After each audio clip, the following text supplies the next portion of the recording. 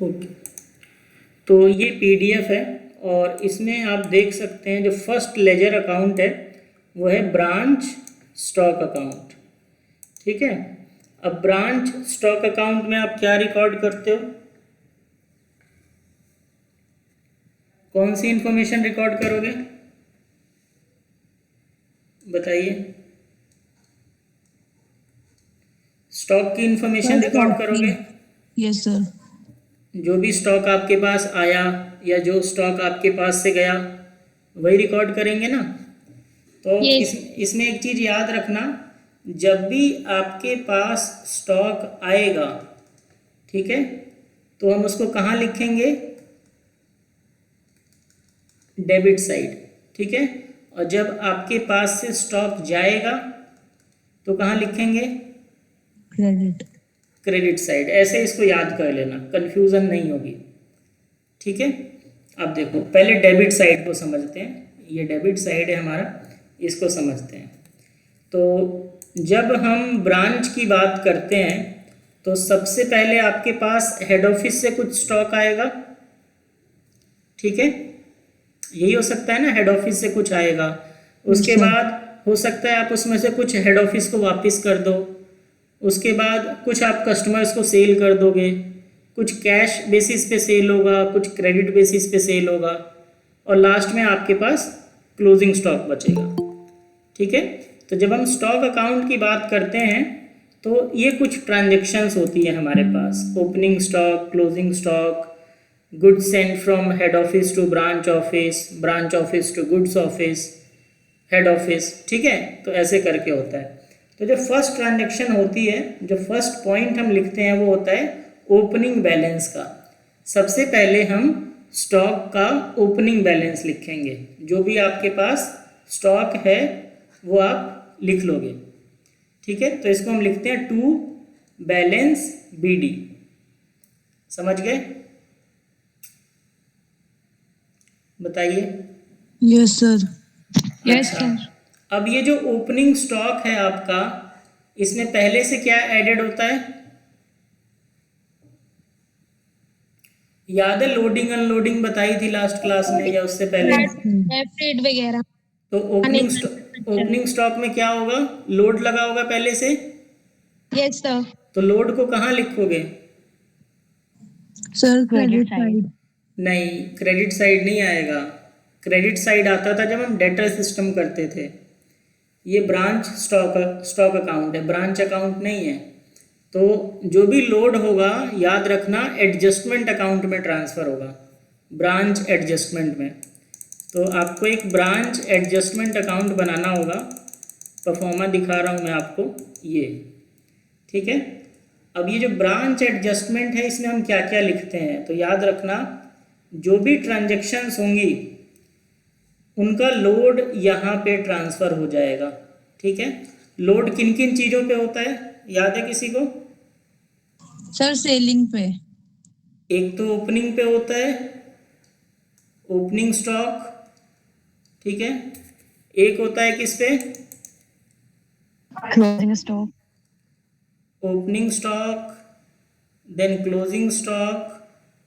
ठीक है, उसके बाद जो भी आपको हेड ऑफिस से माल मिलेगा उस पर, देन जो आप हेड ऑफिस को ट्रांसफ़र करोगे उस पर।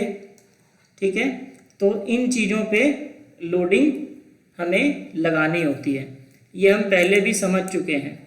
तो अभी जो आपने ओपनिंग स्टॉक लिखा ब्रांच स्टॉक अकाउंट में, तो उसका लोड कहाँ जाएगा बताइए, ब्रांच एडजस्टमेंट में। ठीक है, आपने वहाँ पे किस साइड लिखा है, sir debit side. Debit side. तो लोड कहाँ आएगा यहाँ पे, डेबिट साइड। क्रेडिट साइड, उल्टा चलता है। जर्नल एंट्री जब आप इसका पढ़ोगे तो उससे आपको क्लियर हो जाएगा। इसकी जर्नल एंट्री होती है stock reserve account debit to branch adjustment account. ये आपका ओपनिंग स्टॉक का लोड की एंट्री होती है। ये जर्नल एंट्रीज में लिखा हुआ है, इसको एक बार पढ़ लेना। तो आप इसको ऐसे रिलेट कर सकते हो कि अगर कोई चीज़ ब्रांच स्टॉक में डेबिट साइड आ रही है तो उसका इफेक्ट यहाँ किस साइड आएगा, क्रेडिट साइड। ठीक है, और इसको ब्रैकेट में हम लिखेंगे लोड ऑन ओपनिंग स्टॉक। बताइए समझ आया? Yes sir. अब वापस चलते हैं किस पे, ब्रांच स्टॉक पे। ब्रांच स्टॉक में नेक्स्ट एंट्री क्या हो सकती है? ये तो ओपनिंग स्टॉक हो गया। जब आप अपना बिजनेस स्टार्ट करोगे नए साल में, नया अकाउंटिंग ईयर जब आप स्टार्ट करोगे तो सबसे पहले ओपनिंग स्टॉक लिखोगे। उसके बाद क्या होगा, आपको हेड ऑफिस से कुछ माल मिलेगा, हेड ऑफिस से आपको गुड्स मिलेंगे। तो हम क्या लिखेंगे, to goods send to branch account, और यहाँ पे जितना भी आपके पास आया वो आप लिख लेंगे। हेड ऑफिस से ब्रांच को जितना भी स्टॉक मिला वो सारा डेबिट साइड आ जाएगा। बताइए समझ आया? Yes sir. और किस नाम से आता है, goods send to branch account. ये एंट्री ठीक वैसे ही है जैसे हमने पहले किया था, और इसकी जर्नल एंट्री क्या होगी, branch stock account debit to goods send to branch account. ठीक है, तो हमें मिल रहा है ना, मतलब हमें दे रहे हैं ब्रांच स्टॉक से, और अगर हम भेज रहे होंगे फिर? उस पर आऊँगा अभी मैं। अभी तो हमें मिला, उसकी एंट्री की है हमने। ओके। जब आपको हेड ऑफिस से मिलेगा ब्रांच ऑफिस को तो डेबिट साइड आएगा।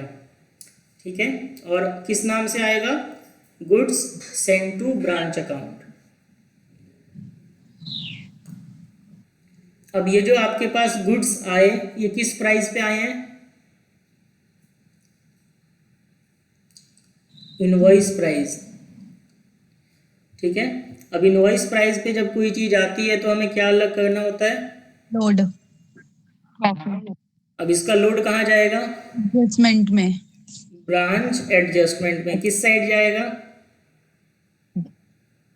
Credit side. ठीक है। तो ये देखो, by goods send to branch account. ठीक है,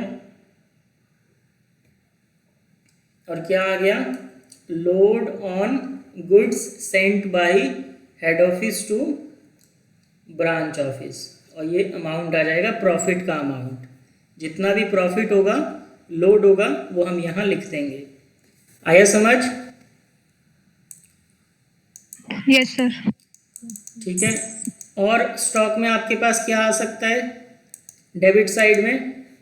मान लीजिए आपने किसी को सेल किया और वो पर्सन आपको लौटा दे गुड्स, तो इसको हम बोलते हैं रिटर्न फ्रॉम कस्टमर या रिटर्न फ्रॉम डेटर्स। ठीक है, तो अगर आपको डेटर गुड्स वापस देता है तो वो भी डेबिट साइड में आएगा, क्योंकि आपके पास स्टॉक आया।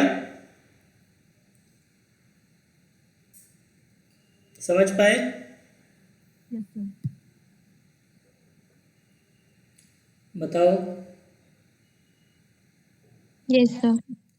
तो जब भी डेटर आपको कुछ लौटाएगा, रिटर्न करेगा, तो उसको हम डेबिट साइड में लिखेंगे स्टॉक अकाउंट में।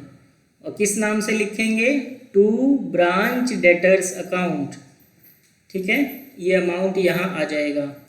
अब इस एंट्री का एक इफेक्ट और जाएगा, बताओ कहाँ जाएगा, डेटर अकाउंट में। इसका इफेक्ट जाएगा ब्रांच डेटर्स अकाउंट में। तो ये आपका ब्रांच डेटर्स हो गया। वहाँ आपने डेबिट किया है तो यहाँ कहाँ लिखोगे, क्रेडिट। Credit side. तो इधर हम लिखेंगे किस नाम से, बाई ब्रांच स्टॉक अकाउंट। यहाँ अमाउंट आ जाएगा और ब्रैकेट में आप लिखेंगे रिटर्न ऑफ गुड्स। समझ पाए?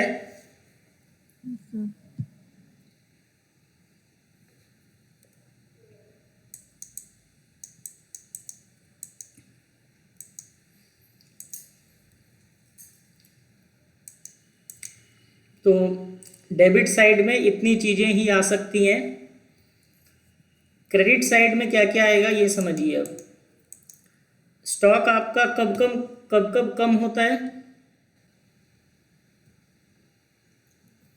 आपके पास से स्टॉक किस किस सिचुएशन में जाएगा?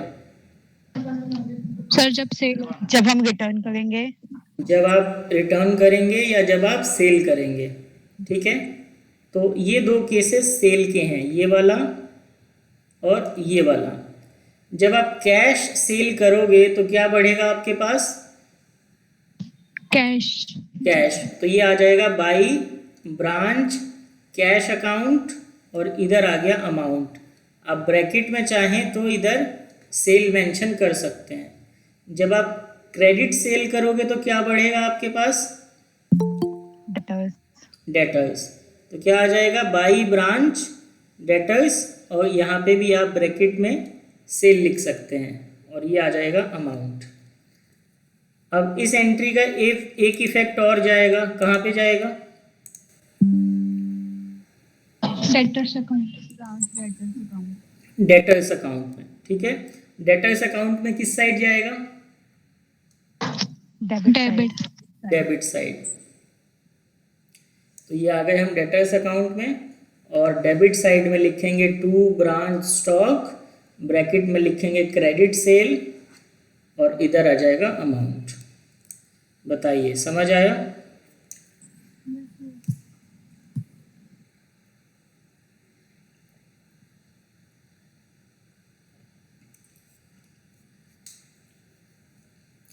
तो ये तो थी सेल की बात।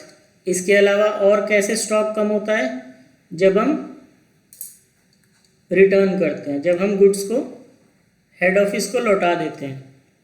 तो रिटर्न के केस में हम लिखेंगे by goods send to branch account, और इधर आ जाएगा अमाउंट, ठीक है। अब याद रखना, जब भी आपको हेड ऑफिस से कुछ मिलता है या आप हेड ऑफिस को कुछ लौटाते हो, तो आपको उसमें से क्या रिमूव करना होता है? लोड। लोड। तो यहाँ पे ये एंट्री क्रेडिट साइड में है, तो इसका लोड किधर जाएगा? Debit side. किस लेजर में जाएगा? एडजस्टमेंट, ब्रांच एडजस्टमेंट अकाउंट, ठीक है। तो ये देखो, ये ब्रांच एडजस्टमेंट है, और ये आ गया load. To goods send to branch account, load on goods return by branch office to head office, ठीक है। अब एक सिचुएशन और हो सकती है। क्या सिचुएशन हो सकती है? मान लीजिए आपने किसी को सेल किया, ठीक है, और ये डेटर जो है ये डायरेक्टली गुड्स लौटा दे किसको? हेड ऑफिस को, ठीक है। अब इस केस में क्या हुआ? कायदे से यहाँ पे कितनी एंट्री होनी चाहिए थी? बताइए। यहाँ पे दो एंट्रीज होनी चाहिए। कैसे कैसे? सबसे पहले हम ये लिखते हैं कि गुड्स किसके पास आए वापस? ब्रांच ऑफिस के पास, और फिर ब्रांच ऑफिस किसको वापस करेगा? हेड ऑफिस को। समझ पा रहे हो?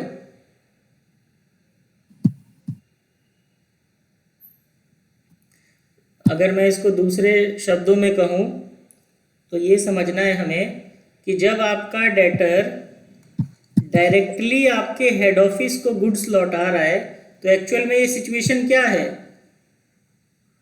रिटर्न ही तो है। आपके पास गुड्स आते, आप उसको हेड ऑफिस भेजते, आपके पास आए बिना डायरेक्टली हेड ऑफिस चले गए, तो वो भी तो रिटर्न ही है। Yes sir. तो जब डेटर, ऐसा कई बार केस आता है एग्जाम में, अगर डेटर डायरेक्टली कुछ चीज हेड ऑफिस को भेज रहा है तो हम उसको रिटर्न ही ट्रीट करते हैं, और जब हम रिटर्न ट्रीट करेंगे तो ब्रांच स्टॉक अकाउंट में किस तरफ आएगा एंट्री? बताइए। Sir debit side. रिटर्न कर रहे हो आप गुड्स को, आपका स्टॉक कम हो रहा है, तो डेबिट साइड कैसे आ गया? Sir credit side. Credit side जाएगा। रिटर्न जैसा बोला तो रिटर्न ट्रीट करेंगे, अगर आपका डेटर गुड्स डायरेक्टली भेजता है हेड ऑफिस को भी, तो भी हम उसको रिटर्न ही ट्रीट करेंगे। और जब रिटर्न ट्रीट करेंगे तो क्रेडिट साइड एक एंट्री आएगी, by goods send to branch account, और उसका लोड कहाँ आ जाएगा, इधर डेबिट साइड। और यहाँ पे आप लिखेंगे load on goods return by debtor directly to head office. तो ये केस हो गया रिटर्न का। रिटर्न में दो अलग अलग केसेस हमारे पास हो सकते हैं, इफेक्ट दोनों का सेम है। यहाँ तक समझ आया सबको? Yes sir.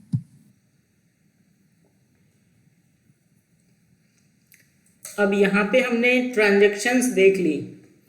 ट्रांजैक्शन दो ही टाइप की हो सकती हैं, एक जब आपके पास गुड्स आए और दूसरा जब आप रिटर्न करें।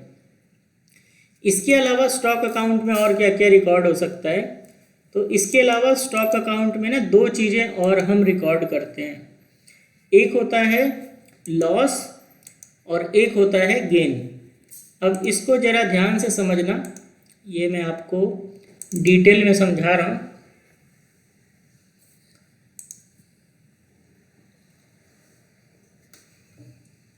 एग्ज़ाम में आपको कई बार एग्जामिनर देगा नॉर्मल लॉस, ठीक है, कई बार दे देगा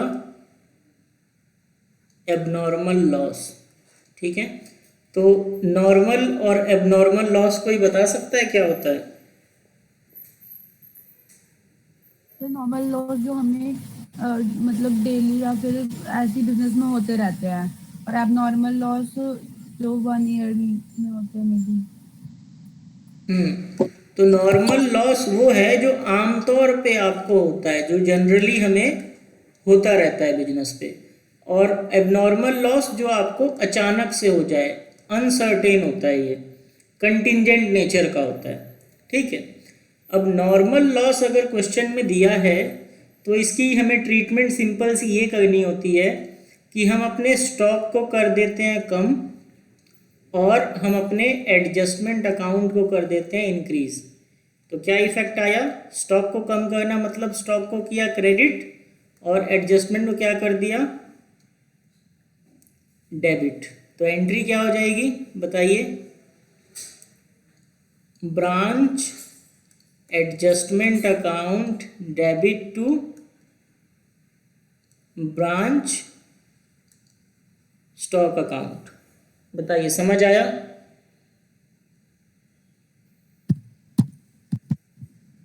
यस सर। बोलो। Yes sir.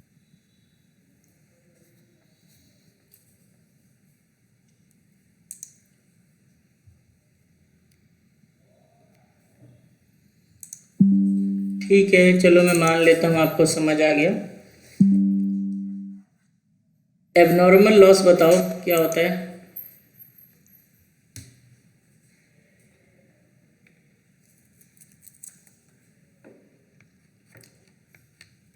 अभी बताया ना अचानक होने वाले लॉसेस, कोई एग्जांपल दे सकते हो?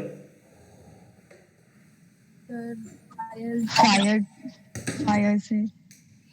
हाँ, अगर आपके गोडाउन में आग लग जाए और गुड्स जल जाएं तो वो होता है एबनॉर्मल लॉस, अचानक होने वाले लॉसेस।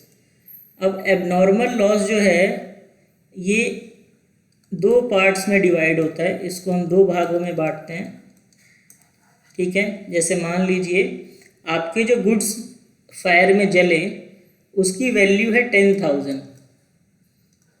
सपोज करो इसका इनवॉइस प्राइस है 10,000, ठीक है। अब इस 10,000 में दो चीज़ें हैं, एक है कॉस्ट और एक क्या है, प्रॉफिट। इनवॉइस प्राइस में दो चीज़ें होती है ना। मान लीजिए मेरा प्रॉफिट परसेंट है 20%, तो कॉस्ट कितना हो गया 8,000 और प्रॉफिट हो गया 2,000। तो हमें एबनॉर्मल लॉस को दो पार्ट्स में तोड़ना होता है, कॉस्ट और प्रॉफिट। इसकी जर्नल एंट्री क्या होती है? जर्नल होती है branch adjustment account debit branch profit and loss account debit to क्या आएगा, branch stock account. Normal loss के केस में आप ये समझ सकते हैं कि पूरे का पूरा लॉस जो होता है वो एडजस्टमेंट में ट्रांसफ़र हो जाता है, लेकिन एबनॉर्मल के केस में जो हमारा लॉस है वो दो पार्ट्स में डिवाइड होता है। कुछ हिस्सा जाता है एडजस्टमेंट में और कुछ हिस्सा जाता है पीएल में। अब एडजस्टमेंट में कितना जाएगा, लोड 2000 लोड का अमाउंट, पीएल में कितना जाएगा, कॉस्ट का अमाउंट, और ब्रांच को आप कितने से कम कर दोगे, 10,000 से। ठीक है, समझ पाए? Yes sir. तो एग्ज़ाम में एग्जामिनर आपको नॉर्मल लॉस या अबनॉर्मल लॉस का केस भी दे सकता है। तो ये आपको क्लियर हो गया होगा। अब इसकी एंट्रीज देख लो लेजर्स में। अगर आपको नॉर्मल लॉस हुआ तो हम क्या लिखेंगे, कहाँ ट्रांसफ़र करेंगे उसको,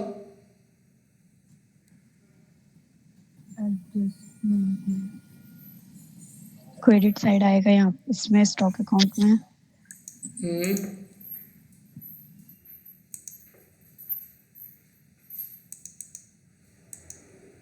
ठीक है, तो ये एंट्री होगी इसकी, किस नाम से होगी, बाई ब्रांच एडजस्टमेंट अकाउंट। आपको जितना भी लॉस हुआ वो आप कहाँ ट्रांसफ़र कर देंगे, बाई ब्रांच एडजस्टमेंट अकाउंट, पूरे का पूरा। अच्छा, अगर एबनॉर्मल लॉस होगा तो क्या होगा, दो पार्ट्स में डिवाइड हो जाएगा। कुछ पैसा चला जाएगा किसमें, ब्रांच एडजस्टमेंट में, और कुछ कहाँ जाएगा, ब्रांच पीएल में। तो यहाँ पे लिखा हुआ है देखो, load on shortage due to normal loss and cost on shortage due to normal loss. ठीक है, तो आपको ये याद रखना है। अब ये मैंने आपको सिचुएशंस बता दी स्टॉक से रिलेटेड। अब देखो क्या होता है, कई बार तो एग्जामिनर आपको डायरेक्टली बताता है कि लॉस है या नहीं है, और कई बार एग्जामिनर आपको डायरेक्टली नहीं बताता कि शॉर्टेज है या नहीं है। तो उस केस में क्या करना होगा, आपको सभी एंट्रीज को रिकॉर्ड करना है और ब्रांच स्टॉक अकाउंट को मैच करके देखना है। मैच मतलब आप इसका बैलेंस करेंगे, बैलेंस निकालेंगे। ठीक है, सपोज करो दोनों साइड आपके मैच हो गए, क्योंकि मैच इसलिए हो जाता है क्योंकि हमें ओपनिंग बैलेंस भी दिया होता है, क्लोजिंग बैलेंस भी दिया होता है, और बीच की ट्रांजैक्शन भी दे दी जाती हैं। तो जनरली ये दोनों साइड आपका मैच हो जाएगा। लेकिन अगर ये दोनों साइड में डिफरेंस आ रहा है, ठीक है, तो ये केस हो जाता है शॉर्टेज या सरप्लस का। सरप्लस कब होगा, सरप्लस तब होगा जब आपका क्रेडिट साइड ज़्यादा होगा, किससे, डेबिट साइड से। याद रखिएगा, ये सिचुएशन होगी सरप्लस की जब क्रेडिट साइड ज़्यादा हो डेबिट साइड के से, और शॉर्टेज कब होगी, जब डेबिट साइड ज़्यादा हो क्रेडिट साइड से। समझ पा रहे हो? Yes sir. अब इन दोनों चीज़ों को समझते हैं कि शॉर्टेज और सरप्लस में हम क्या करेंगे। अगर एग्ज़ाम में कुछ भी मेंशन नहीं है कि शॉर्टेज किस वजह से है, मैं शॉर्टेज की पहले बात कर रहा हूँ, अगर एग्ज़ाम में कुछ भी मेंशन नहीं है कि शॉर्टेज किस वजह से है, तो हम तीन चीज़ें अज्यूम कर सकते हैं। क्या क्या,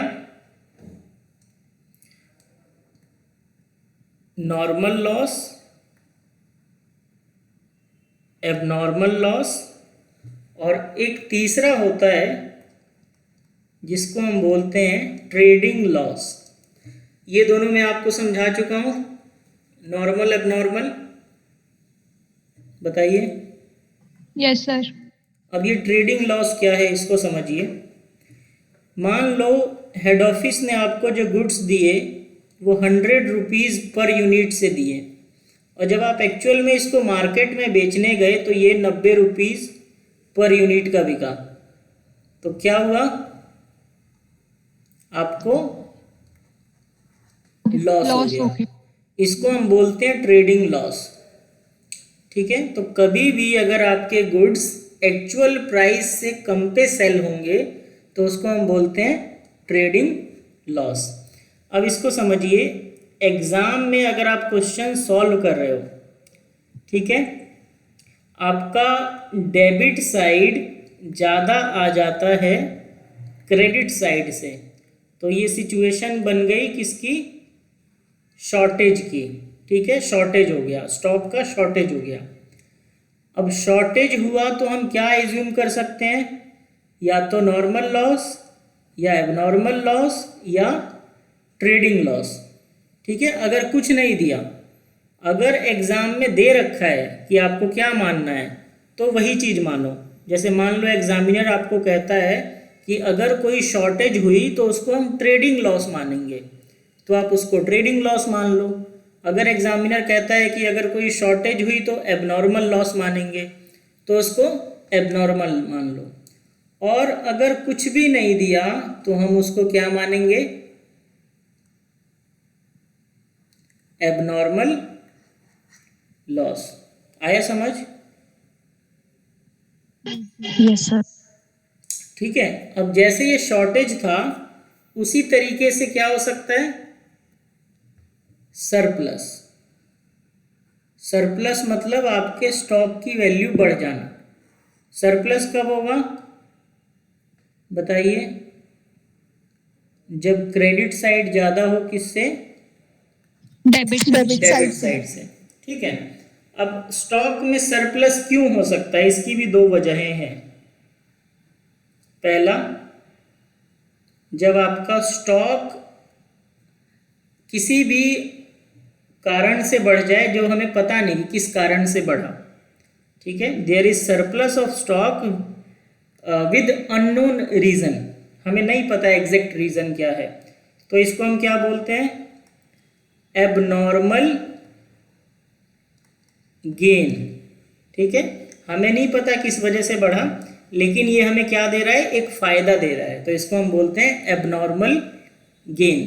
ठीक है, और एक रीज़न हो सकता है क्या, ट्रेडिंग गेन। जैसे ट्रेडिंग लॉस था ना, वैसे ही ट्रेडिंग गेन हो सकता है। ये कब होगा बताइए। जब सर मार्केट में हमारे कॉस्ट से ज़्यादा का स्टॉक सेल हो। हाँ, जैसे मान लीजिए आपको इनवॉइस प्राइस पे गुड्स मिले थे 100 के और आपने कस्टमर को बेच दिया 110 में, तो आपको क्या हो गया, ट्रेडिंग गेन। ठीक है, तो ट्रेडिंग गेन जब होगा तो आपका क्रेडिट साइड डेबिट साइड से ज़्यादा आएगा, मतलब आपका स्टॉक अकाउंट मैच नहीं करेगा, कुछ ना कुछ डिफरेंस आएगा। तो अब अगेन आपको यही याद रखना है कि अगर एग्ज़ाम में बोला है कि अगर कोई सरप्लस हो स्टॉक का तो उसको ट्रेडिंग गेन कंसीडर करना है। अगर एग्ज़ाम में ऐसा कुछ लिखा है तो आप उसको ट्रेडिंग गेन मानोगे, अगर लिखा है कि एबनॉर्मल गेन मानना है तो एबनॉर्मल गेन मानोगे, अगर दोनों में से कुछ नहीं लिखा तो हम क्या मानेंगे, एबनॉर्मल गेन। ठीक है, आया समझ? Yes sir. तो ये कुछ केसेस हैं और इसकी जर्नल एंट्रीज मैं आपको अभी नहीं बता रहा, बस मैंने आपको कंसेप्ट बता दिया। जब प्रैक्टिकल क्वेश्चन सॉल्व करेंगे तो मैं इसका इफ़ेक्ट आपको बता दूंगा। बस ये याद रखना कि एबनॉर्मल लॉस हो या एबनॉर्मल प्रॉफिट हो, ठीक है, ये जो है ये दो पार्ट्स में डिवाइड होता है। एक पार्ट जाएगा किस में, एडजस्टमेंट में, एक पार्ट जाएगा पीएल पीएल में। ठीक है, एबनॉर्मल लॉस के केस में ये दोनों चीज़ें डेबिट हो जाएंगी और स्टॉक हमारा क्रेडिट हो जाएगा। एबनॉर्मल प्रॉफिट के केस में क्या होगा, स्टॉक हमारा डेबिट हो जाएगा और एडजस्टमेंट और पीएल क्रेडिट हो जाएगा। समझ पाए? Yes sir. तो ये एक इम्पॉर्टेंट पॉइंट था। अब हम वापस से आते हैं लेजर अकाउंट पे। तो जब आप सब कुछ कर लोगे तो फाइनली जो है आपका स्टॉक अकाउंट हो जाएगा मैच। इनिशियली अगर मिसमैच है तो उसको कैसे ठीक करना है ये मैं आपको बता चुका हूँ। मिसमैच मतलब या तो क्रेडिट साइड ज़्यादा होगा या डेबिट साइड ज़्यादा होगा। जौन सी साइड ज़्यादा है उसके हिसाब से एडजस्टमेंट कर दो। अब आते हैं हम ब्रांच डेटर्स पे। ब्रांच डेटर्स अकाउंट बड़ा सिंपल है, आपने 11th क्लास में बनाया हुआ है डेटर्स अकाउंट, तो वैसे ही बनना है। इसका कुछ ना कुछ ओपनिंग बैलेंस आपको क्वेश्चन में दिया होगा, वो बैलेंस बीडी हो जाएगा। जितना भी आपने साल में सेल किया वो सारा डेबिट साइड आ जाएगा। जितना भी आपको पेमेंट मिला है डेटर से वो क्रेडिट साइड आ जाएगा। अगर डेटर ने कुछ रिटर्न किया वो भी क्रेडिट साइड आ जाएगा।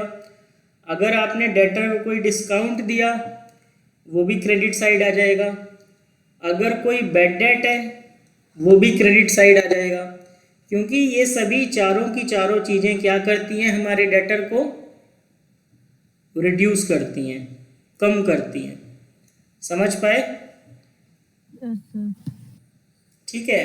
अब ये किस लेजर में ट्रांसफ़र होती है ये चारों चीज़ें, इसको समझिए। अगर आपका डेटर आपको कैश देता है तो किस में जाएगा कैश? ब्रांच कैश अकाउंट में। अगर आपका डेटर आपको गुड्स रिटर्न करता है तो वो गुड्स किस में जाएंगे? ब्रांच स्टॉक अकाउंट में।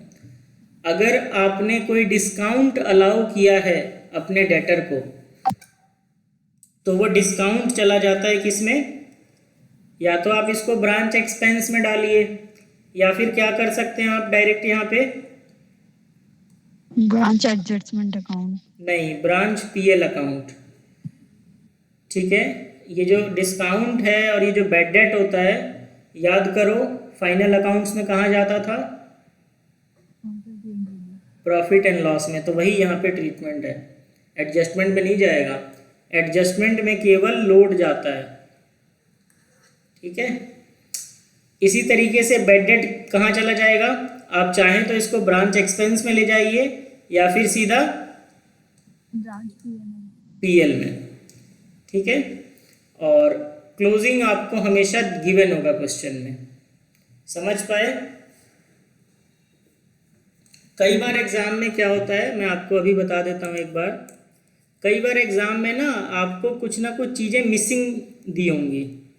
जैसे मान लो आपको सभी इन्फॉर्मेशन दे दी डेटर्स की और कुछ मिसिंग छोड़ दिया। लेट से आपको ओपनिंग बैलेंस दे दिया, ये बता दिया, क्लोजिंग बैलेंस बता दिया, ये सब भी बता दिया, रिटर्न भी बता दिया। कई बार ये मिसिंग होगा, ब्रांच कैश मतलब कितना आपको डेटर से कैश मिला, ये मिसिंग होगा। तो इसको हम कैसे निकालेंगे? With the help of balancing figure. हम इन सब को लिख लेंगे और जो भी बैलेंसिंग फिगर आएगा वो क्या हो जाएगा? ब्रांच कैश, मतलब इतना पैसा हमें डेटर से मिला। कई बार क्या हो सकता है कि बाकी सारी चीज़ें आपको दे दी जाएंगी, क्लोजिंग स्टॉक आपको निकालना पड़ जाएगा, sorry closing debtor.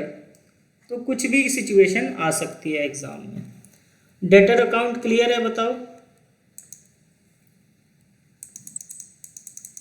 Yes sir. अच्छा, कई बार ना आपको ब्रांच एक्सपेंस अकाउंट भी बनाने पड़ सकते हैं। ब्रांच एक्सपेंस अकाउंट क्या है? ये एक्सपेंस का लेजर है। एक्सपेंस का लेजर का नेचर क्या होता है? Debit nature. ठीक है। तो डेबिट नेचर अगर है एक्सपेंसेस का तो जो भी आपने एक्सपेंसेस किए वो किस साइड आ जाएंगे? Debit side. अब एग्ज़ाम में क्या दिया होता है? एग्ज़ाम में आपको दिए होंगी दो टाइप की एक्सपेंसेस। वो खर्चे जो ब्रांच ने खुद से पे किए और वो खर्चे जो हेड ऑफिस ने पे किए। तो जो ब्रांच खुद से पे कर रहा है उसके लिए हम क्या लिखेंगे? Entry to branch cash account, ये सारा पैसा कहाँ से गया? ब्रांच के कैश अकाउंट से। अगर हेड ऑफिस पेमेंट कर रहा है तो किस अकाउंट से जाएगा? To cash account. आ रहा है समझ? Yes sir. अच्छा, और एक्सपेंसेस और किस चीज़ से बढ़ सकता है? अगर हमारे पास क्या हो, बैड डेट्स, तो ये एक्सपेंस में आ सकता है। इसको करने के दो तरीके हैं, या तो बैड डेट को आप यहाँ लिखो या फिर यहाँ ना लिखने के बजाय कहाँ लिखो, डायरेक्ट पीएल में। ठीक है, क्योंकि यहाँ भी लिखोगे ना तो अल्टीमेटली ये सारा कहाँ जा रहा है? पीएल में। समझ पाए? इसी तरीके से आप चाहें तो डिस्काउंट को भी एक्सपेंस में लिख सकते हैं, क्योंकि बाद में ये पीएल में चला जाना है, या आप इसको स्किप भी कर सकते हैं। ठीक है, और लास्ट आइटम है डेबिट साइड में डेप्रिसिएशन। अगर आपको क्वेश्चन में कोई डेप्रिसिएशन दिया है तो वो ब्रांच एक्सपेंसेस के डेबिट साइड में आ जाएगा। ठीक है, और इन सब का टोटल करो, ये बैलेंस जो है क्रेडिट साइड का, ये चला जाएगा प्रॉफिट एंड लॉस में।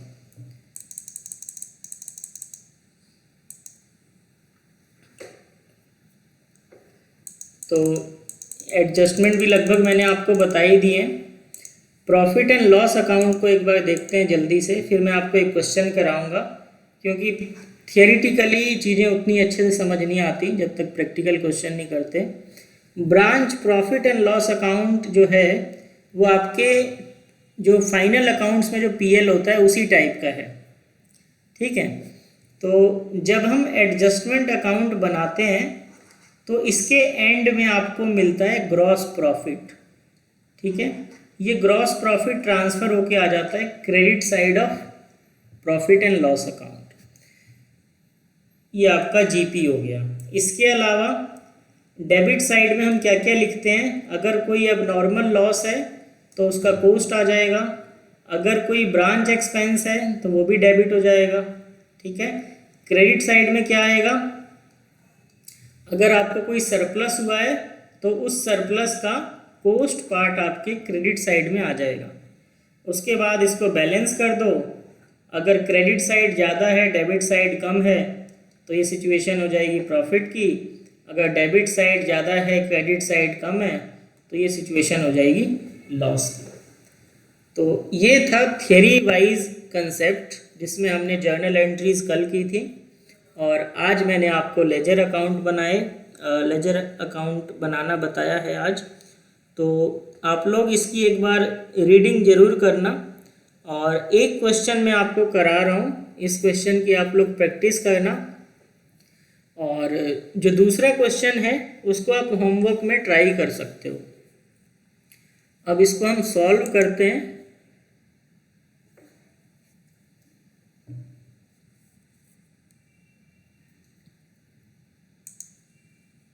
ये क्वेश्चन मैं सॉल्व कर रहा हूँ एक्सेल शीट पे, तो आप लोग इसको साथ के साथ देखते जाइए।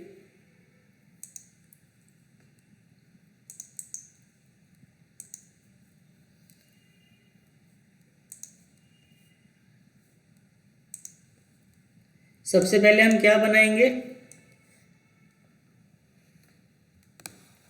बताओ? Branch stock account. ये हो गया क्वेश्चन 1। सबसे पहले हम बनाएंगे ब्रांच स्टॉक अकाउंट। ये परफॉर्मा मेरे पास बना हुआ है। ब्रांच स्टॉक अकाउंट में हमारे पास किसका ओपनिंग बैलेंस आता है? स्टॉक का। ठीक है, तो कितना है स्टॉक हमारा? क्वेश्चन देखो, पहले क्वेश्चन नहीं दिखाया मैंने आपको। ये देखिए, ये क्वेश्चन है, ये पीडीएफ, ये देखिए स्क्रीन विजिबल है सबको? Yes sir. तो ये क्वेश्चन पहले थोड़ा सा पढ़ लेते हैं फिर शुरू करेंगे। क्वेश्चन 1 में क्या बोला गया?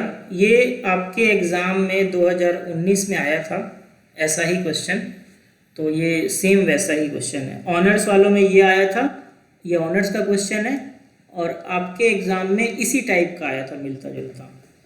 तो देखो क्या क्वेश्चन है।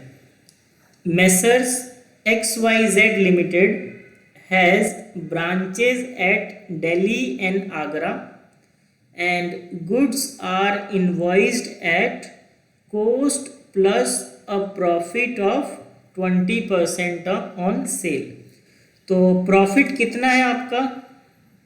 20% 20% ऑफ व्हाट? सेल्स। सेल्स। ठीक है, तो कितना हो गया? 20/100, 1/5। समझ पाए? Yes sir. ऐसे ही निकलता है ना प्रॉफिट। प्रॉफिट का फॉर्मूला होता है प्रॉफिट डिवाइड बाय सेल्स, मतलब प्रॉफिट पर परसेंट का फॉर्मूला आप कह सकते हो, या प्रॉफिट फ्रैक्शन का फॉर्मूला आप कह सकते हो। अगर आप प्रॉफिट परसेंट को सेल से डिवाइड कर दो तो आपको फ्रैक्शन पता चल जाता है। तो हमारा कितना है प्रॉफिट मार्जिन? 1/5 of cell. अगर मुझे सेल्स का अमाउंट दिया है तो मैं प्रॉफिट उसको निकाल सकता हूँ कैसे? 5 से डिवाइड करके। समझ पाए? Yes sir. दूसरे शब्दों में अगर आपको समझना हो तो सीधा समझो 20% ऑफ सेल्स। सेल्स का जो भी अमाउंट होगा उसका 20% हमारा क्या है? प्रॉफिट है। आगे पढ़िए इस क्वेश्चन को। The following information is available of the transactions at Delhi branch for the year ended 31 March 2018। तो 31 मार्च 2018 से रिलेटेड कुछ इन्फॉर्मेशन आपको दी गई हैं। अब इन इन्फॉर्मेशन को हम 1 बाय 1 लिखते जाएंगे, तो बड़े ध्यान से देखना। पहली इन्फॉर्मेशन क्या है? स्टॉक एट इनवॉइस प्राइस, और ये किस डेट को स्टॉक दिया गया है हमें? 1 अप्रैल 2017। और अभी हम कौन से साल में हैं? 31 मार्च 2018। तो ये स्टॉक का कौन सा बैलेंस है? Opening stock. Opening stock. ठीक है, ओपनिंग स्टॉक कहाँ आता है? Debit side. डेबिट। डेबिट। तो हम इधर लिखेंगे स्टॉक, और ये बैलेंस आपका आ जाएगा कितना? 40,000। ठीक है, बताइए आया समझ? Yes sir. अब ये जो 40,000 है स्टॉक, इस पे क्या पहले से लगा हुआ है? इनवॉइस। इस पे पहले से लोड लोड लगा हुआ है। लोड को कहाँ ले जाएंगे हटा के? Branch adjustment account. Branch adjustment account में।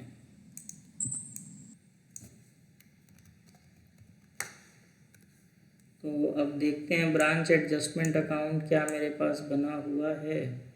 सर हम्म, सर डेट शीट फाइनल है ना? हाँ डेट शीट ऑलमोस्ट फाइनल है। क्योंकि सर वो लास्ट इंफॉर्मेशन आई थी ना, तो डेट शीट चेंज भी हो सकती है।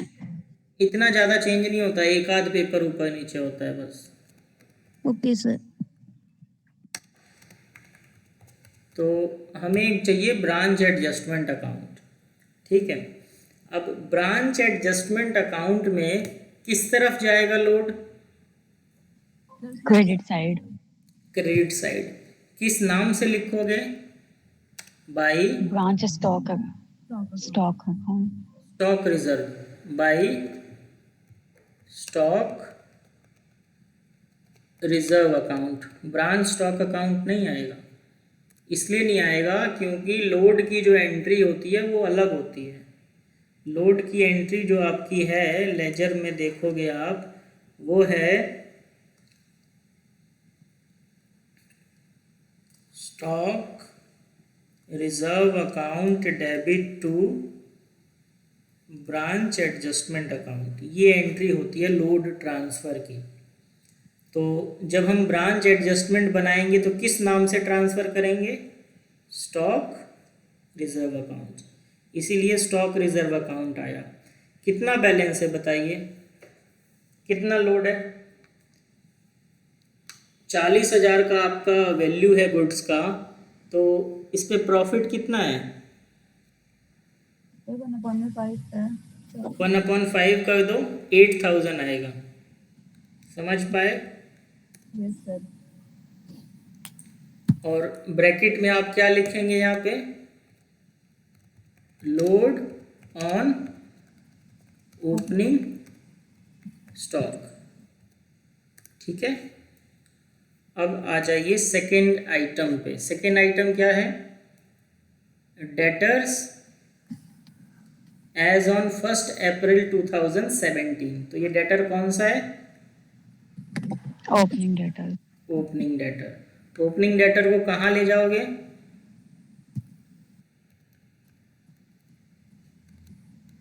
डेटर्स अकाउंट में किस नाम से आएगा?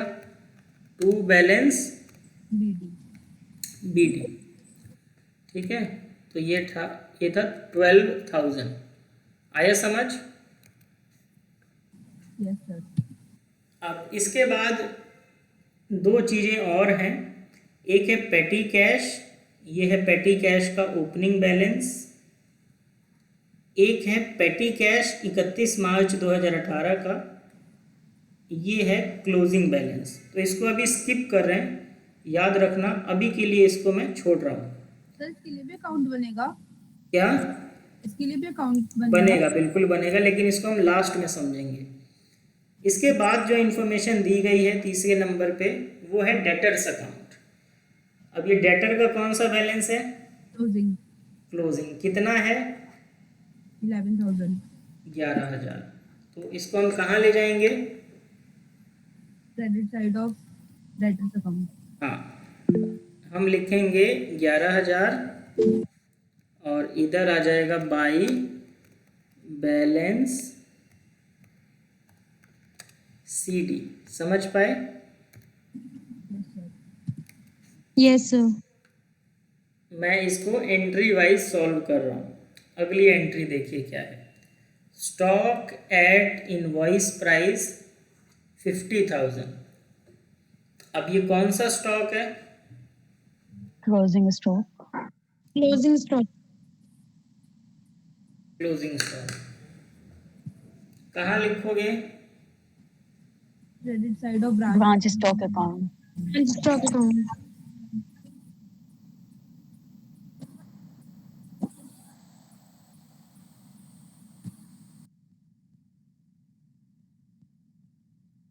ब्रांच स्टॉक पे लौटते हैं। ब्रांच स्टॉक, और ये है आपका क्लोजिंग बैलेंस। तो इसको हम लिखेंगे किस नाम से? बैलेंस CD के नाम से। कितना था बैलेंस? 50,000। अब ये बताइए, सर लोड भी तो माइनस है। हाँ इस पे लोड है, तो वो लोड हटेगा। ठीक है, अब लोड को हटाते हैं, कैसे हटेगा वो समझते हैं।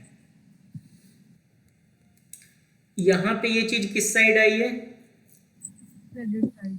Credit credit side. तो एडजस्टमेंट में इसका लोड किधर जाएगा? Side. Debit side. Credit side. 10,000।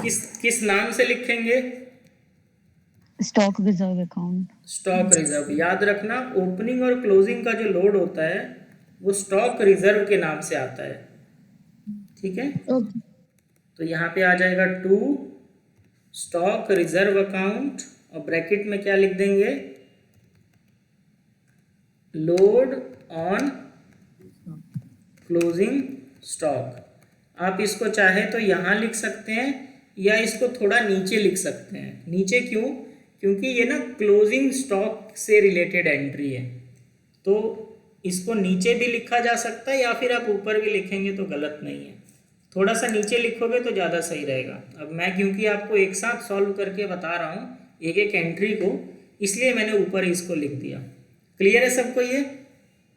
Yes sir. और ये 10,000 आपने निकाल दिया है। कैसे निकाला? 50,000 डिवाइड बाई 5। ठीक है, क्योंकि प्रॉफिट हमारा कितना है? 20%। तो 50,000 का 20% होता है 10,000। अब अगली एंट्री पे आइए। इसके बाद लिखा है ट्रांजैक्शंस ड्यूरिंग द ईयर। अब इस साल जो जो ट्रांजैक्शंस हुए उसकी बात की जा रही है। पहली ट्रांजैक्शन क्या है? Goods sent to branch. तो हेड ऑफिस ने ब्रांच को कुछ गुड्स दिए। कितने गुड्स दिए? कितने के? 2,61,000। 2,61,000। अच्छा, अब ये बताइए क्वेश्चन हम किस बेसिस पे सॉल्व कर रहे हैं? Invoice price. इनवॉइस प्राइस पे। और यहाँ पे एग्जामिनर ने कंफ्यूज करने के लिए क्या लिख दिया कि किस कॉस्ट पे। कोस्ट पे ट्रांसफर हुआ। तो अगर ये 261 कोस्ट प्राइस है तो इनवॉइस प्राइस क्या होगी? ये आपको निकालना पड़ेगा। Yes sir. ठीक है, अब कैसे निकालोगे वो समझो। आपको पता है कि आपका सेल कितना है? Sale price 100। ठीक है, इसमें से प्रॉफिट कितना है मेरा? 1/5। 20 है ना, 20%। अगर मैं ये मान लूँ कि मेरा सेलिंग प्राइस है 100%, तो प्रॉफिट कितना है? 20%। 20%। तो कोस्ट कितना आया? 80%। 80%। तो ये जो अमाउंट आपको दिया है 2,61,000, ये क्या है एक्चुअल में? 80%। तो इसे हमें 100% में कन्वर्ट करना होगा, तो क्या करेंगे? 2,61,000 डिवाइड बाई 80 इंटू 100। आया समझ? Yes sir. Yes sir. हमें पता है कि ये कोस्ट प्राइस है, तो कोस्ट कितना है? 80%। हमें कहाँ पे जाना है? सेल्स प्राइस पे। वो कितना है? 100%। तो अगर आपको पता है कि कोई चीज़ 80% है तो उसको 80 से डिवाइड कर दो और 100 से मल्टीप्लाई कर दो, तो 100% आ गया। ठीक है, तो ये जो फिगर है, ये फिगर कितनी आ जाएगी? करो कैलकुलेट।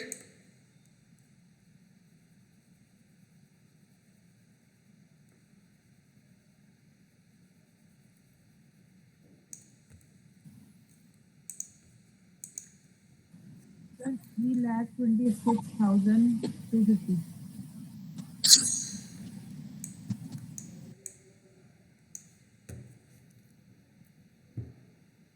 तो इसको हम लिखेंगे कहाँ? अभी अमाउंट 1 मिनट लिखते हैं। आपके पास स्टॉक आया है ना? है ना, बताइए। आपके पास स्टॉक आया? तो जब Yes. स्टॉक आता है तो किधर लिखते हैं? डेबिट। Debit side. किस नाम से लिखते हैं? गुड्स सेंट टू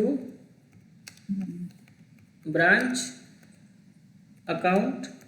ठीक है, और हमें पता है कि इसमें दो चीज़ें हैं। एक तो मुझे कोस्ट पता है 2,61,000। ठीक है, और एक इसमें क्या ऐड होगा? लोड। Yes sir. लोड कितना है?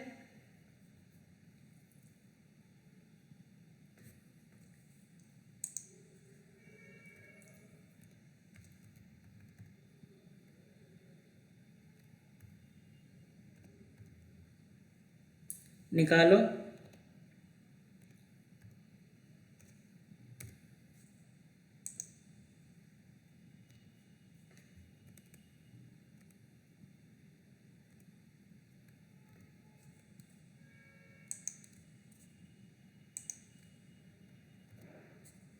सर 2,26,250 आ रहा है। नहीं, ये नहीं आ सकता। Sir sir 3,26,200। हाँ, तो 3,200। आप इनवॉइस बता रहे हो 3,26,250। ये तो इनवॉइस प्राइस आया ना, 3,26,250। मैं पूछ रहा हूँ इस पे प्रॉफिट कितना है?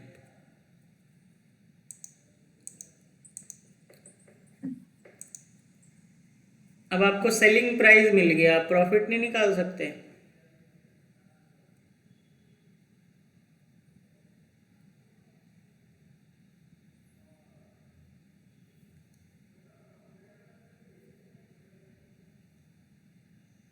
अगर ये सेलिंग प्राइस है तो प्रॉफिट कितने परसेंट है इसका? 65,250. 65,000 250.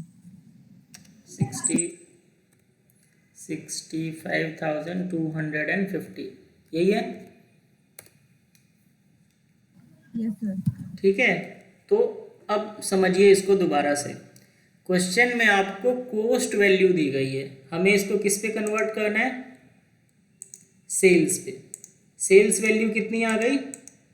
362,250। यही है ना, देख लो, गलत नहीं होना चाहिए। Yes sir. 326,250। और हमें ये पता है कि अगर टोटल 326 है तो ये दो चीज़ों से मिलके बना, कॉस्ट प्लस प्रॉफिट। तो अगर ये ब्रैकेट में आप लिखना चाहें तो अलग अलग करके लिखिए या मत लिखिए, आप सीधा ये भी लिख सकते हो। हमें अल्टीमेटली यहाँ पे इनवॉइस प्राइस चाहिए, वो आपने निकाल दिया। कैसे निकाला वो आपकी कैलकुलेशन है। आया समझ? बताइए। Yes sir. अब ये जो आपके पास गुड्स आए, इस पे भी लोड लगाया ना हमने, तो लोड फिर से हटाना पड़ेगा। कहाँ लिखेंगे ले जाके? क्रेडिट साइड में। क्रेडिट साइड किस में? Adjustment account. तो ब्रांच एडजस्टमेंट में आ जाइए। क्रेडिट साइड में किस नाम से लिखा जाएगा? By goods send to branch account. कितना है लोड?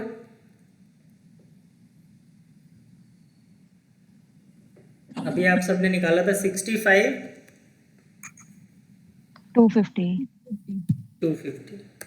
ठीक है, हमने कुछ नहीं किया, इनवॉइस प्राइस का जो लोड बना उसको हमने लिख दिया।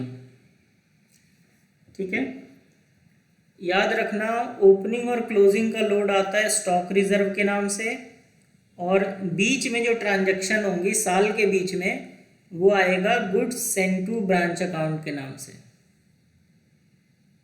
ठीक है, यहाँ तक क्लियर है? बताइए। Yes sir. सर जो हमारा लोड होता है वो हमारा गुड्स एंड वाले पे आएगा।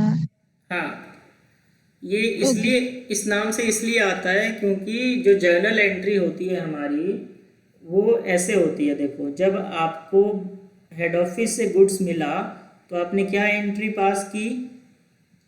Branch stock account debit to goods send to branch, ये एंट्री पास किया आपने। अब आपको पता है कि ये एंट्री आपने ज़्यादा से पास कर दी है, तो कैसे रिवर्स करोगे? इसको हमें डेबिट करना पड़ेगा,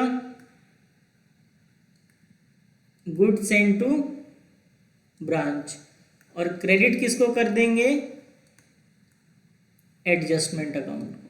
ठीक है, क्योंकि हम स्टॉक को नहीं छेड़ते, हम इसको कम कर देंगे जीएसटीबी को और एडजस्टमेंट को क्रेडिट कर देंगे। आया समझ? आप एक लाइन याद कर लो कि अगर ओपनिंग और क्लोजिंग स्टॉक का लोड आप हटा रहे हैं तो स्टॉक रिजर्व आएगा, ये नाम का लेजर आएगा, और अगर आप ट्रांजैक्शंस का लोड हटा रहे हो तो क्या नाम आएगा लेजर का? Goods send to branch. इसको हम शॉर्ट में जीएसटीबी बोलते हैं। समझ पाए? Yes sir.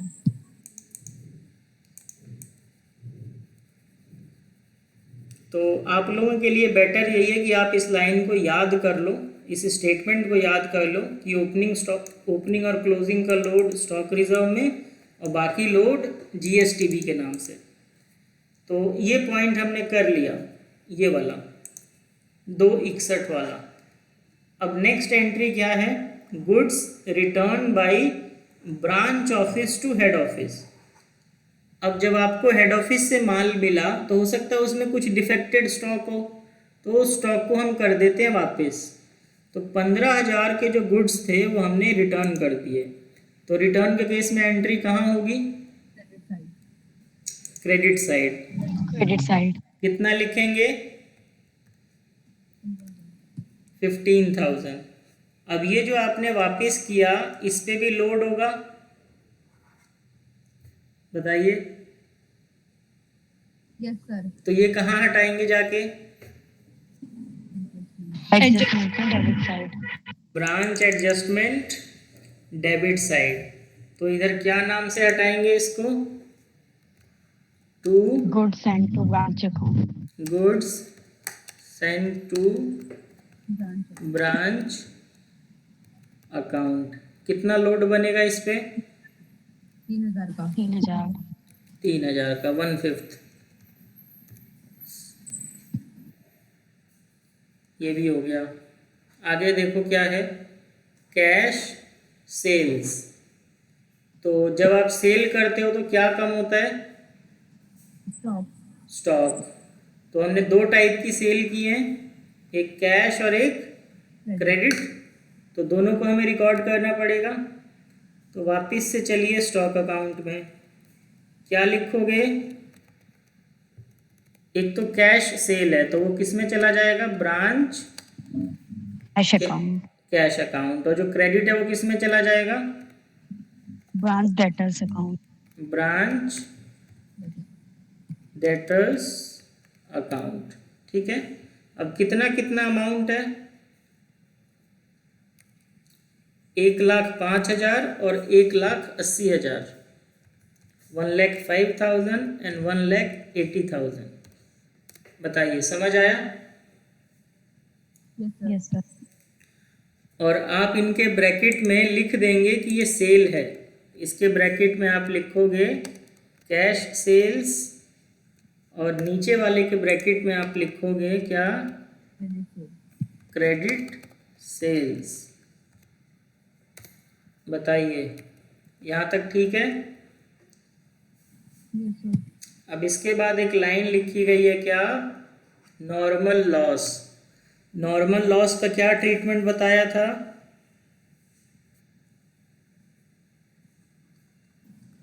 जब नॉर्मल लॉस होगा तो स्टॉक क्या हो जाएगा? कम हो जाएगा सर। कम हो जाएगा।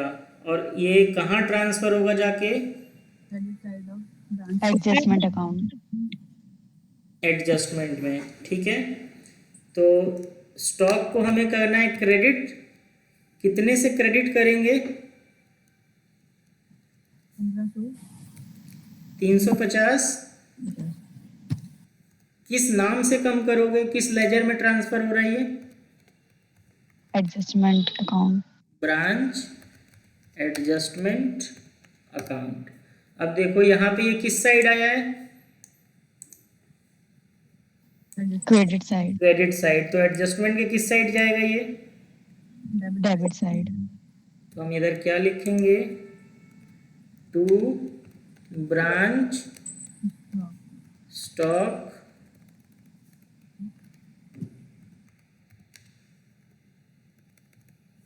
Stock account. कितना है? 350। आ रहा है समझ? ठीक है। अगला आइटम देखो क्या है? Goods pilfered at invoice price. हमारे जो कुछ गुड्स थे वो पिल्फर्ड हो गए। पिल्फर्ड का मतलब होता है चोरी होना। छोटी छोटी क्वांटिटीज़ में गुड्स जब चोरी हो जाती हैं तो उसे हम पिलफेरेज बोलते हैं। ठीक है। अब ये चोरी होना किस टाइप का लॉस है? नॉर्मल या एबनॉर्मल? abnormal। एबनॉर्मल। क्योंकि ये जनरली नहीं होता, कभी कभी होता है। तो जब एबनॉर्मल लॉस होगा तो लॉस को कितने पार्ट्स में डिवाइड करेंगे? 2 पार्ट में, एक लोड और एक कोस्ट। ठीक है। तो 3,000 पे लोड कितना है? अगर ये 3,000 सेलिंग प्राइस पे है तो इसमें प्रॉफिट कितना है? 20%।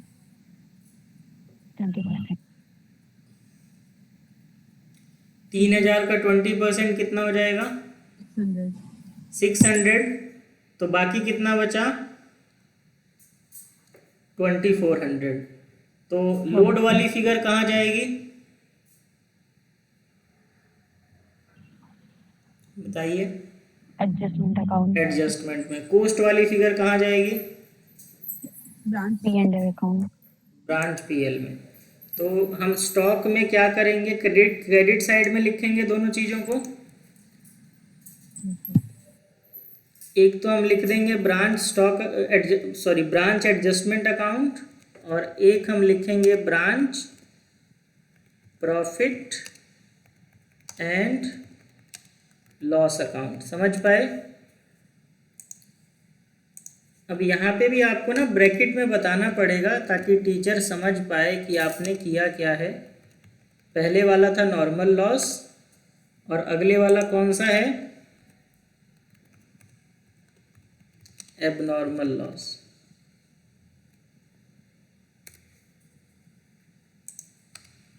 समझ पा रहे हो? Yes sir. कितना कितना अमाउंट जाएगा? एडजस्टमेंट में 600 और 2400। बताइए, समझ आया? Yes sir.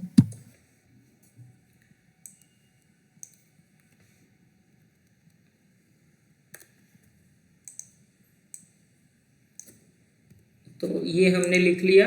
अब इसके बाद वापस क्वेश्चन पे चलते हैं। अच्छा, ये आपने यहाँ तो लिख लिया, अब इसका इफेक्ट बाकी जगह भी डालना है। तो एडजस्टमेंट में कितना गया है? 600, और पीएल में 2400। तो पहले एडजस्टमेंट पे आ जाओ। किस नाम से आएगा? Branch stock 600। और इसका एक इफेक्ट कहाँ जाना है? Branch P&L account, branch PL में। तो पीएल अभी बनाया नहीं है, बना लेते हैं। Branch profit and loss account. और प्रॉफिट एंड लॉस में अभी हमारे पास कोई एंट्री नहीं है, फर्स्ट एंट्री ही करने जा रहा हूँ मैं। तो किस नाम से होगी ये entry? To branch stock account. Branch stock account. और कितना आया ट्रांसफर होके? 2400। बताइए, क्लियर है सबको ये? Yes sir. Yes sir. तो ये एंट्री भी हमारी कंप्लीट होती है। वापस चलते हैं क्वेश्चन पे। गुड्स पिल्फरेज वाला केस हो गया। इसके बाद देखो नेक्स्ट क्या लिखा है? कैश सेंट फॉर पेटी एक्सपेंसेस। तो पेटी एक्सपेंस के लिए अभी हमने ऊपर क्या किया था? पेटी बैलेंस को स्किप किया था ना। तो अभी इसको भी थोड़ी देर के लिए भूल जाओ, स्किप कर दो। अगला आइटम देखो क्या है? Bad debts. बेड डेट्स का क्या ट्रीटमेंट होता है? ब्रांच स्टॉक में क्रेडिट साइड। ब्रांच स्टॉक में नहीं आएगा। सॉरी, पीएनएल में डेबिट साइड। ठीक है, तो ये दो जगह जाता है, एक तो पीएल और एक branch debtors account, debtors account. ठीक है, तो इसका इफेक्ट लिखते हैं। वापस आइए लेजर्स में। सबसे पहले हम चलते हैं डेटर्स पे। तो जब आपका बैड डेट होता है तो उससे डेटर क्या होता है? डिक्रीज होता है। ठीक है, तो किस साइड आनी चाहिए entry? Credit side, credit side. ठीक है, और किस नाम से आएगी? इसको हम कहाँ लेके जा रहे हैं? Branch P&L account, branch PNL. अच्छा, एक चीज़ और याद रखिएगा, इसको करने के दो तरीके होते हैं जो मैंने अभी थोड़ी देर पहले आपको बताया था। या तो आप इसको सीधा ब्रांच पीएल में लेके जाओ, या फिर आप इसको पहले एक्सपेंस में ले जाओ, फिर एक्सपेंस से कहाँ? पीएल में। ठीक है, तो दोनों ही मेथड ठीक है। इस क्वेश्चन में मैं इसको डायरेक्टली कहाँ ले जा रहा हूँ? पीएल में, क्योंकि अल्टीमेटली ये वहीं जाना है। तो क्या आ जाएगा, branch profit and loss account. कितना है ये, 400। आया समझ? Yes sir. ठीक है। इसके नेक्स्ट लाइन में देखो क्या लिखा है, गुड्स रिटर्न्ड बाय डेटर 500। तो आपके डेटर्स ने 500 रुपये के स्टॉक आपको लौटा दिए, गुड्स लौटा दिए। तो इसका इफेक्ट कहाँ कहाँ जाएगा? ब्रांच अकाउंट और डेटर, ब्रांच स्टॉक अकाउंट और डेटर। तो इसका एक इफेक्ट जाना है ब्रांच स्टॉक में और दूसरा इफेक्ट जाना है डेटर्स में। डेटर्स में किस साइड जाएगा? Credit side. Credit side. क्यों गया? क्योंकि आपके डेटर इतने से कम हो गए, जब उसने गुड्स वापस कर दिए मतलब पैसा नहीं देगा आप। तो इसको किस नाम से लिखेंगे? By branch stock account. Branch stock account. ठीक है, कितना? 500। इसका सेकेंड इफेक्ट कहाँ जाना है? Branch stock account. Branch stock किस side? Debit side. Debit side. किस नाम से आएगा? To branch debtors account. Branch debtors account. कितना था? 500। ठीक है, याद रखना डेटर से जब कोई माल हमारे पास वापस आता है तो हम उस पर लोड नहीं हटाते। ठीक है, अगर हमारे पास आया तो। अगर डेटर डायरेक्टली हेड ऑफिस को भेज दे तो फिर हम लोड हटाएंगे, क्योंकि उसको हम क्या मानते हैं फिर? रिटर्न। ठीक है, तो दोनों चीज़ों में कन्फ्यूज़न मत रखना। अगर डेटर ने आपको लौटाया तो वो सिंपल रिटर्न है, उस पर लोडिंग नहीं हटानी। लेकिन अगर डेटर ने डायरेक्ट हेड ऑफिस को भेज दिया तो आपको उसको रिटर्न मानना पड़ेगा और लोडिंग हटानी पड़ेगी। समझ पाए? Yes sir. ठीक है, अब इसके बाद फिर से क्वेश्चन पे वापस आइए। अब बताओ, हमने सब कुछ रिकॉर्ड कर लिया है ना, 3 चीज़ों को छोड़ के। Yes sir. हमने पैटी का ओपनिंग, क्लोजिंग और जितना पैटी के लिए पैसा मिला वो नहीं लिखा, बाकी सब लिख लिया है। तो अब इसको ना मैच करते हैं, अब अकाउंट्स को क्लोज करते हैं और देखते हैं क्लोज होता है या नहीं होता। टोटल करो दोनों साइड का। आपको ओपनिंग क्लोजिंग सब पता है, तो आप इसको कैलकुलेटर से सम कर सकते हैं। मैं डायरेक्टली फॉर्मूला लगा रहा हूँ क्योंकि मैं एक्सेल में कर रहा हूँ। इधर का टोटल आ गया 366750। आपका भी यही आ रहा होगा। Yes sir. तो अगर इधर का 366 आया तो इधर भी यही आना चाहिए। इधर का आप जब सम करेंगे ना तो ये आपको दिखेगा 353350। मतलब आपका जो क्रेडिट साइड है वो क्या है? कम है, डेबिट साइड ज़्यादा है। तो जब डेबिट साइड ज़्यादा हो तो क्या होता है? शॉर्टेज। शॉर्टेज। ठीक है, तो हमें क्या अंदाज़ा लगा कि शॉर्टेज है। अब ये शॉर्टेज है कितनी? तो ये है इतना। एक मिनट रुको, इसमें फॉर्मूले में थोड़ी सी मिस्टेक है। शॉर्टेज है हमारा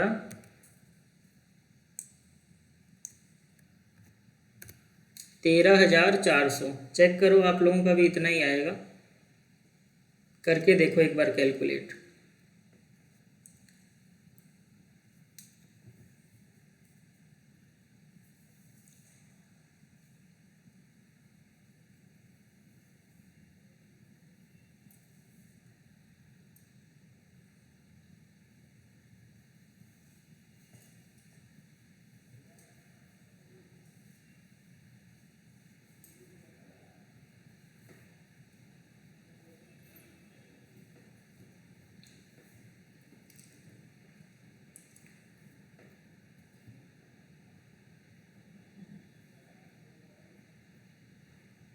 निकला किसी का?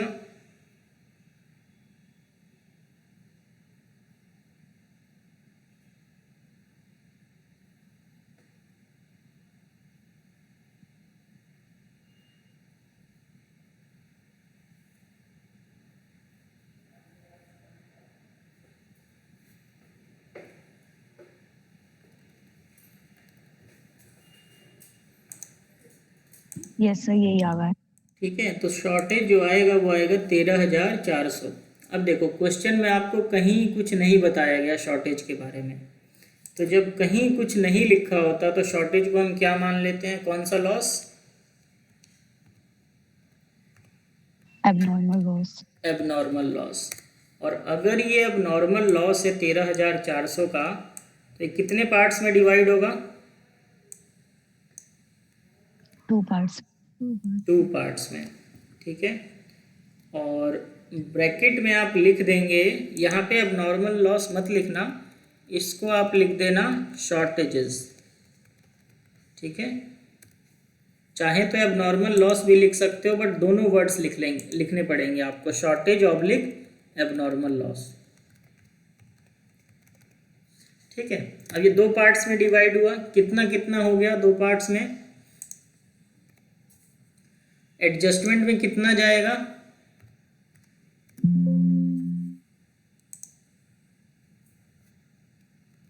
1/5 कर दो इसका, 13,400 का सर 2,680।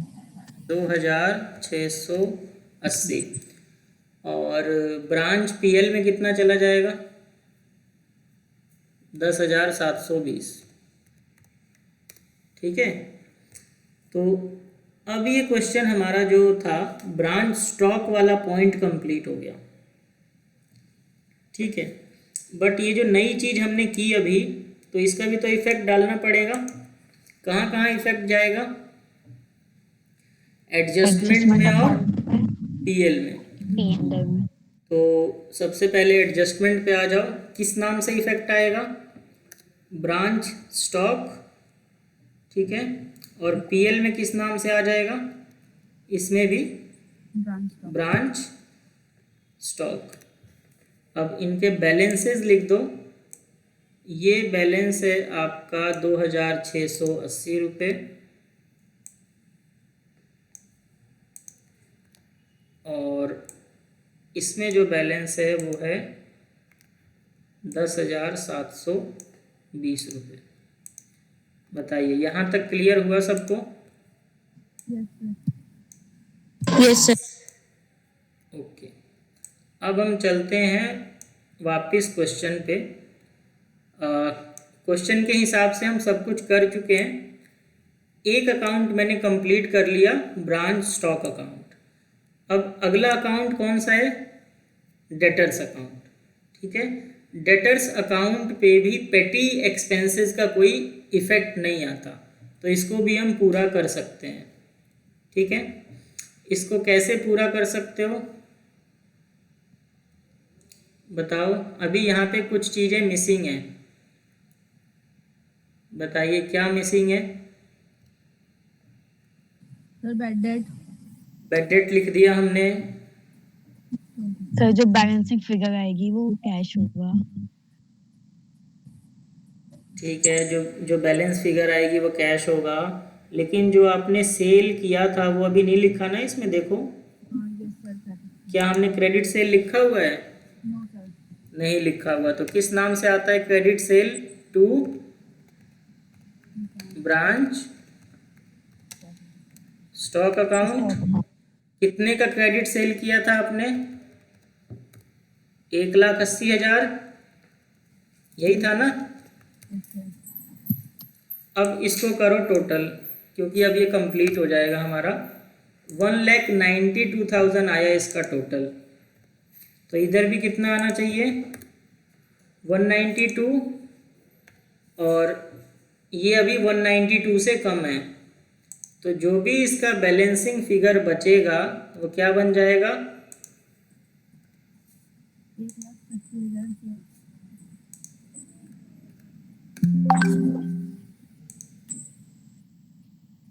ये आपका बन गया कैश, कैश रिसीव्ड फ्रॉम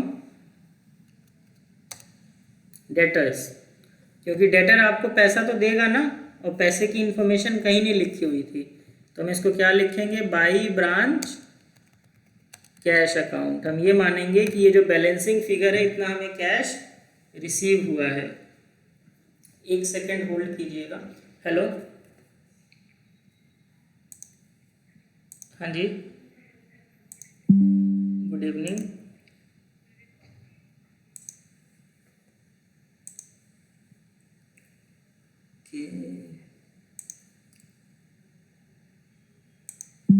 ठीक है, तो डेटा समझ आ गया सबको? Yes sir. अब अगला अकाउंट हम कौन सा क्लोज कर सकते हैं? ब्रांच एडजस्टमेंट, क्योंकि जो पेटी कैश है आपका वो ब्रांच एडजस्टमेंट को भी इफ़ेक्ट नहीं करता। पेटी कैश केवल प्रॉफिट को अफेक्ट करता है, तो हम इसको भी कंप्लीट कर सकते हैं। इसको कंप्लीट करने के लिए आपको क्या करना है? टोटल करो दोनों साइड का।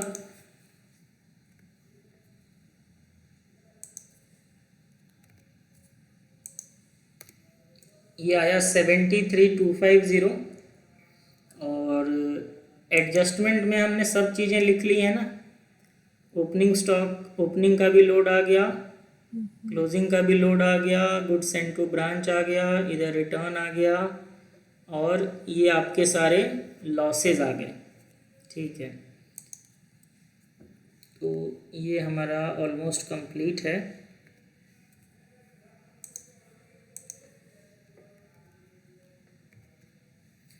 अब देखो एडजस्टमेंट का बैलेंसिंग फिगर क्या होता है ये समझिए। एडजस्टमेंट का जो बैलेंसिंग फिगर होता है वो होता है ग्रॉस प्रॉफिट। तो देखते हैं कितना आया जीपी, 56,620। ये आपका आ गया एक तरीके से ग्रॉस प्रॉफिट। तो इसको हम कहाँ ट्रांसफ़र करेंगे? टू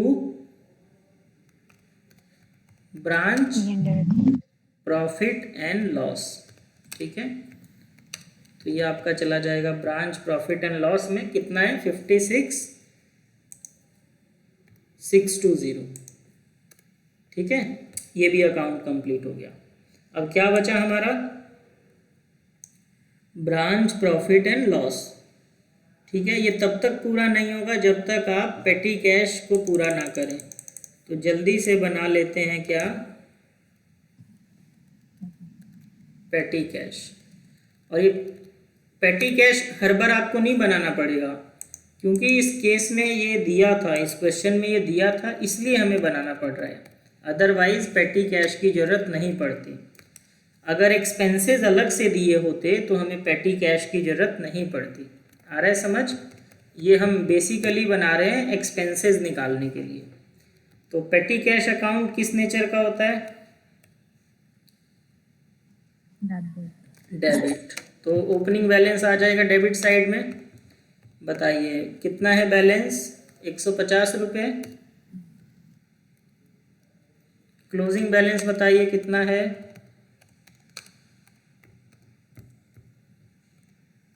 ये 250 है। देखो अभी मैं दिखाता हूँ, ये देखो ओपनिंग कितना है? 150, क्लोजिंग कितना है? 250। ये दोनों लिख लिया हमने। ठीक, बताओ आया समझ इतना? Yes sir. यस। अब एक इन्फॉर्मेशन और दी गई है। क्या है? साल के बीच में आपको कुछ कैश मिला, हेड ऑफिस ने आपको कुछ पैसा भेजा। किस लिए भेजा? पेटी एक्सपेंसेस के लिए, छोटे छोटे खर्चों के लिए। कितना पैसा भेजा है? 32,000। तो जब आपके पास पैसा आया तो कहाँ पे आया होगा? पेटी कैश अकाउंट में। और जब पेटी कैश अकाउंट में पैसा आया तो ये क्या हो जाएगा? डेबिट। किस नाम से होगा? To cash account. अभी हमने टू कैश अकाउंट क्यों लिखा? क्योंकि ये हमें कहाँ से मिला है? जो हेड ऑफिस का जो कैश अकाउंट है उससे ट्रांसफ़र हुआ होगा ना। जर्नल एंट्री क्या होगी इस ट्रांजैक्शन की? Branch petty cash debit to cash account. जो आपका मेन कैश है वो कम हुआ और जो पेटी है वो बढ़ गया, तो इसलिए डेबिट साइड आया। कितना पैसा आया है? 32,000।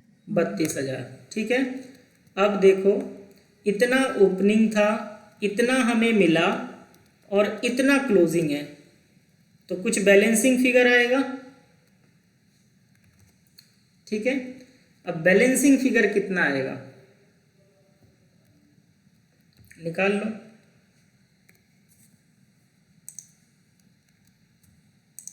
इन दोनों को जोड़ दो, ये आ गया 32 150, ये 250 इधर क्रेडिट में पहले से पड़ा हुआ है, तो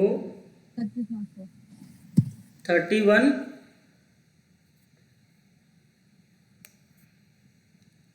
900। ठीक है, यही आया सबका, चेक कर लो एक बार। Yes sir. अब ये जो बैलेंसिंग फिगर आई ये क्या है?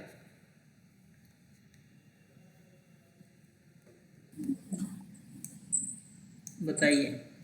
पेटी कैश का यूज आप किस चीज के लिए करते हो?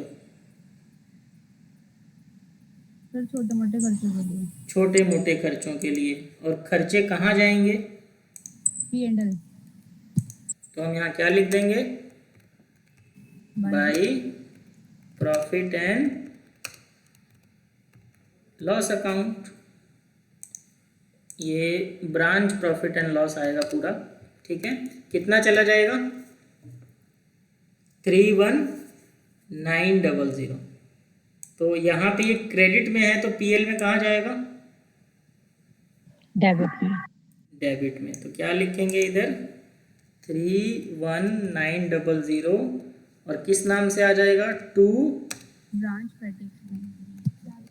Branch petty cash. ठीक है, ये एक तरीका है करने का, ये हमने डायरेक्ट किया है। अगर मैं इसको अकाउंटिंग के हिसाब से करता तो कैसे होता, कोई बताएगा? क्या सर? ये तो हमने डायरेक्टली लिख दिया, मुझे पता था कि अल्टीमेटली ये प्रॉफिट एंड लॉस में जाना है 31900। अगर इसको हम प्रॉपर एंट्री करते तो कैसे होता ये? यहाँ पे क्या आता बाई पीएल की जगह? Expense account. यस। अगर इसको हम प्रॉपर तरीके से करें तो यहाँ पे हम लिखते बाई ब्रांच एक्सपेंसेस अकाउंट। ठीक है, ये होता अगर हम इसको हम प्रॉपर अकाउंटिंग से करें तो। ये 31900 जाता किसमें? ब्रांच एक्सपेंसेस में। और फिर ब्रांच एक्सपेंसेस से कहाँ ट्रांसफर होता? P&L account. पीएल में। तो पीएल में क्या नाम आएगा? एक्चुअल में क्या नाम आएगा? पेटी। पेटी कैश की जगह क्या आएगा?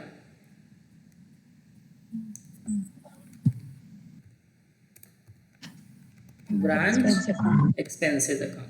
समझ पाए? Yes sir. जो टेक्निकल इफेक्ट है वो ये होना है, पहले जाएगा एक्सपेंस में, एक्सपेंस से फिर फाइनल ट्रांसफर होगा पीएल में। हालांकि आप इसको शॉर्टकट में भी कर सकते हो, बट सही तरीका ये है। ठीक है, यस सर। अगर आप इसमें एक्सपेंस का लेजर बनाओगे तो आपको और क्लियर हो जाएगा, लेकिन हमें एक्सपेंस का लेजर बनाने की ज़रूरत नहीं है, एक ही एंट्री तो है, तो हमने डायरेक्टली कर दिया। अब इसको टोटल कर लो,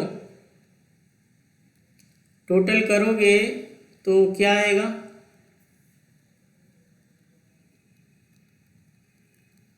अभी इसमें कुछ मिसिंग है, बताओ क्या मिसिंग है?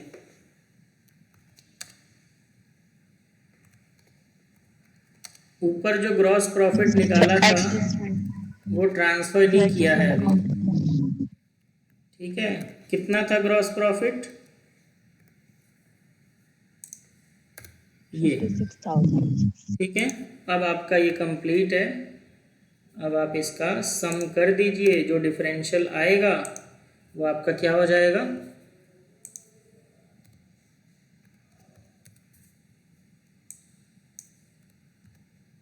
ये जो 11,600 आया ये क्या है? प्रॉफिट। प्रॉफिट। कहाँ पे ट्रांसफर होगा? To general profit and loss account. तो ये था क्वेश्चन, और इस टाइप का क्वेश्चन आपके एग्ज़ाम में आ सकता है। बताइए, समझ आया सबको? Yes sir. Yes sir.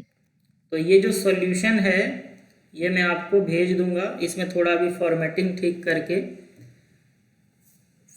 ठीक करके मैं आपको ये पीडीएफ दे दूंगा। इस क्वेश्चन को आप लोग रिकॉर्डिंग देख के सॉल्व करने की कोशिश करना। आप में से अगर 2-4 बच्चे भी इसको ठीक से सॉल्व कर लेते हैं तो बहुत बड़ी बात है, क्योंकि ये क्वेश्चन बहुत ज़्यादा कन्फ्यूजिंग होता है। एग्ज़ाम में बच्चों से ये क्वेश्चन होता ही नहीं सॉल्व, पूरा कभी नहीं होता। एक आधी बच्चे होते हैं जो पूरा सही से सॉल्व कर पाते हैं, नहीं तो किसी के एडजस्टमेंट में मिस्टेक हो जाती है, किसी के प्रॉफिट एंड लॉस में मिस्टेक हो जाती है, किसी का ब्रांच स्टॉक अकाउंट ही गलत हो जाता है। तो इसको आपको ध्यान से समझना है। कहीं भी कन्फ्यूज़न हो तो जो पीडीएफ मैंने आपको दी है जिसमें जर्नल एंट्री है और लेजर अकाउंट है, उसको आप रेफ़र कर सकते हो। उसको पहले समझो अच्छे से, फिर क्वेश्चन अटेम्प्ट करो। रट्टा मारोगे क्वेश्चन गलत हो जाएगा। आपको रटना नहीं है, एंट्रीज़ को समझना है। एंट्रीज़ को समझने का बड़ा सिंपल सा तरीका होता है कि आप खुद को अकाउंटेंट मान लो और ये देखो कि पैसा कहाँ आया और पैसा कहाँ को गया। ठीक है, उस हिसाब से अगर करोगे तो कभी भी अकाउंट आपको मुश्किल नहीं लगेगी। ठीक है, तो अभी आप लोग 1 मिनट के लिए बस रुको। एक तो अपनी अटेंडेंस लिखनी शुरू कर दो और मेरे को स्क्रीनशॉट लेना है